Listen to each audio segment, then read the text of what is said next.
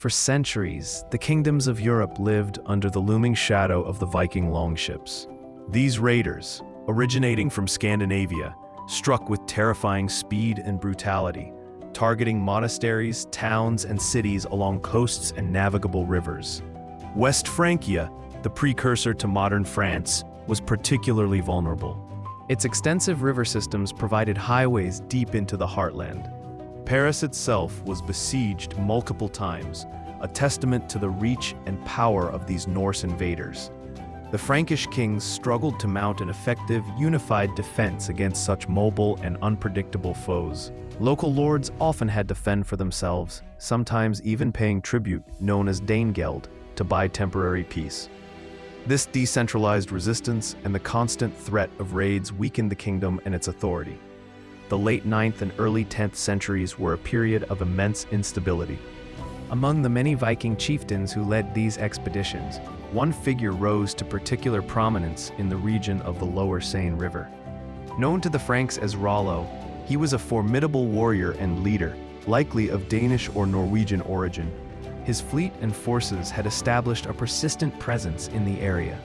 Rollo and his men had been active in West Francia for years, participating in sieges and raids, including attacks on Paris.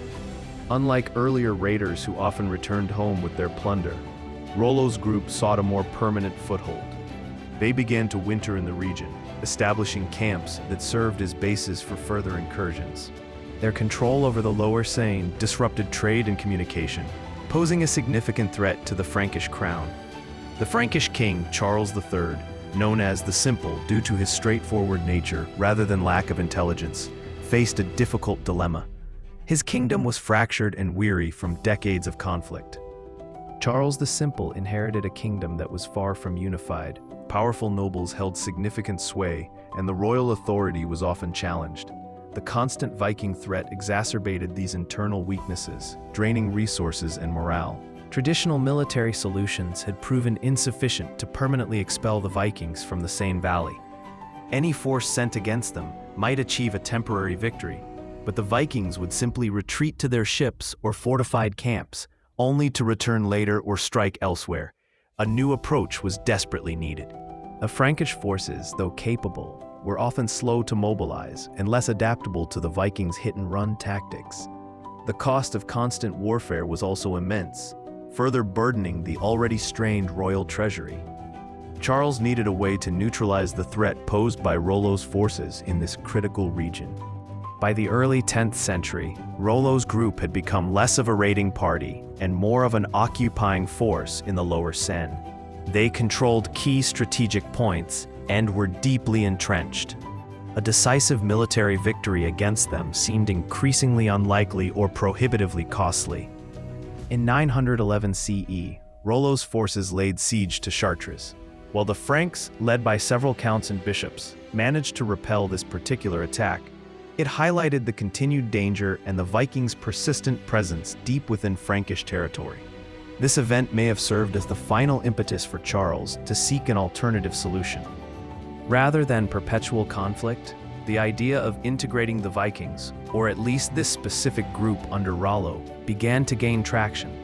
If they could be persuaded to settle, defend the territory, and cease their raiding, it might offer a pragmatic solution to a long-standing problem. Negotiations were initiated. The culmination of these negotiations was the Treaty of Saint-Clair-sur-Epte in 911 CE. The exact details are debated by historians, but the core agreement is clear. King Charles the Simple granted Rollo and his followers land in the lower Seine Valley, a territory that would become the heartland of Normandy.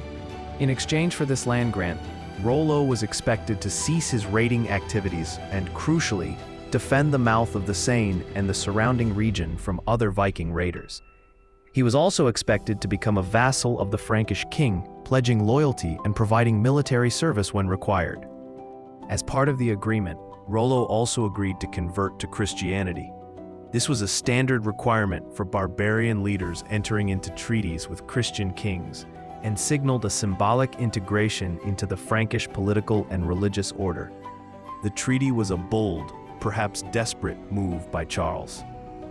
Following the treaty, Rollo was formally baptized, taking the Christian name Robert. While the sincerity of his conversion is debated, it fulfilled the political requirement. His followers began to settle the granted territory, which initially encompassed roughly the area between Rouen, Jumièges, and the coast. These Norse settlers, along with Danes and other groups who joined them, began to intermarry with the local Frankish and Gallo-Roman population. They adopted the local language, a Romance dialect, which, combined with Old Norse influences, would eventually evolve into the Norman language. The territory granted to Rollo expanded over time through further agreements and conquests. The settlers proved effective defenders of their new homeland, repelling subsequent Viking attacks and consolidating their control over the region. They rapidly adapted to Frankish feudal customs and administrative practices. Over the next century, the descendants of Rollo and his followers transformed from Viking settlers into the Normans. They built churches and castles, developed a sophisticated administrative system, and became renowned warriors and administrators throughout Europe. Their Viking heritage, however, remained a defining element of their identity and military prowess. This unique blend of Norse energy and Frankish structure created a powerful new force. The Duchy of Normandy became one of the most influential principalities in France. Its dukes were powerful vassals, often challenging the authority of the French kings themselves. The most famous consequence of the founding of Normandy came in 1066, when Duke William the Conqueror, a direct descendant of Rollo, launched the Norman conquest of England. This single event fundamentally altered the course of English history, language, and culture, and had profound effects on the political landscape of Europe. The Treaty of St. Clair-sur-Epte in 911 CE was more than just a peace treaty. It was the foundational act that created Normandy. It turned a persistent threat into a powerful, integrated entity that would shape the future of France, England, and the wider European world for centuries to come. It stands as a remarkable example of how pragmatic diplomacy, even born of desperation, can lead to unforeseen and monumental historical outcomes.